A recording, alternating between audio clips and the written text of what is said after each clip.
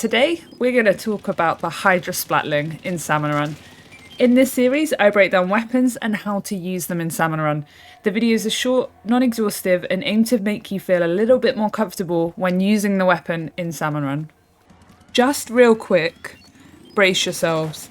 There's going to be a lot of information in a short amount of time. Pause the video or slow it down, whatever helps. Okay, let's go. Number 1. The Hydra is a heavyweight splatling that has a truly astonishing amount of power, but the trade-off is almost no mobility and high ink consumption. It's not an intuitive weapon, nor is there a way to safely learn how to use it without repeatedly dying. But if you persevere, learning how to use the Hydra should guarantee you the power to obliterate anything in your path. For instance, when fully charged, the Hydra becomes a killing machine. Let's talk about what it kills. Number 2. Everything. The Hydra kills everything. The Hydra can one-cycle every boss and enemy with a full charge. There is nothing you can't defeat if you're able to find space and safety to charge up your weapon fully. Given its lack of mobility, finding places to stand where you can safely defeat bosses is one of the most important things to factor in when using this weapon. With the Hydra, you also have a weapon that has some of the best range in the game. You have the ability to take out big shots and stingers, and to do it with safety to charge your weapon to its fullest, and then to regain ink. You need to play with a bit of patience when using this weapon, and you'll need to learn how to anticipate boss cycles and know where lessers are coming from and when. Try and start learning if you'll need your firepower in 3 seconds from now. Avoid wasting charges too. If you spent 3 seconds charging your weapon, it's sure it's for a good reason and that nothing goes to waste.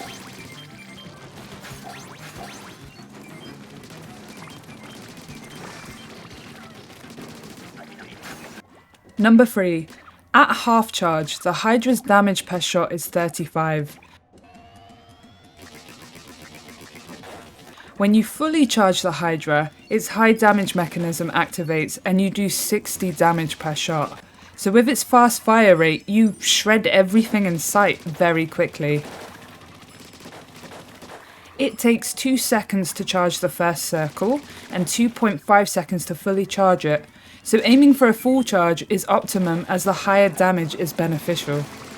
Be mindful of your ink tank though. In Salmon Run, you get about 2.8 full charges before you run out of ink completely.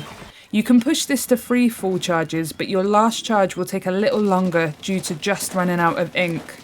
Just as a rule of thumb, after I've offloaded 2 full charges, I tend to think about replenishing ink. You should never put yourself in a situation where you can't complete 1 full charge. Anytime you have a moment of downtime, replenish your ink tank. Number 4. Playing with the Hydra will teach you how to prioritize your actions. What do I mean by this? Well, given your power but lack of movement, your role should be killing and remaining safe. It means you rarely throw eggs or run to fast spawns. It means you throw bombs when you absolutely need to, but focus your ink tank on using the weapon itself. You can shred multiple bosses with 1 full charge of the Hydra. Why would you neglect that for a bomb or an egg? Consider your strengths here.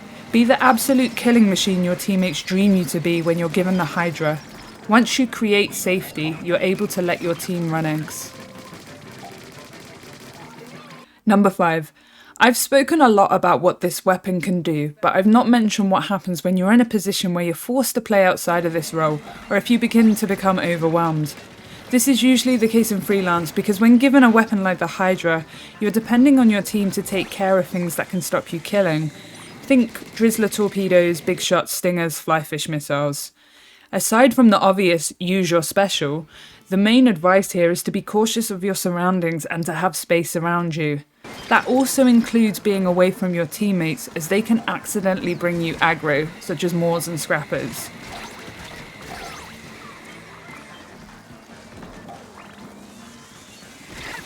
Don't bring your missiles here, and I will kill things for you.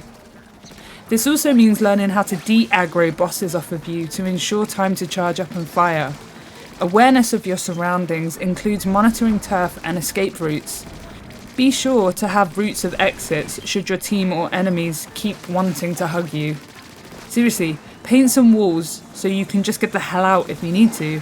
A Hydra is useless when it's dead, but it's even more useless when it's tap shotting and unable to get a full charge off. You can play the Hydra aggressively, but only if you have all of these safety nets in place.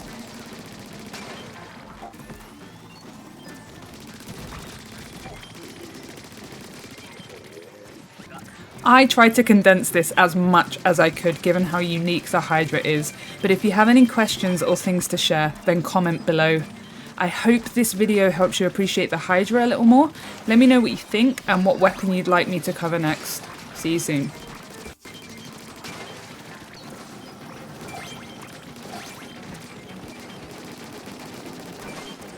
And I have been trying to record this for so long.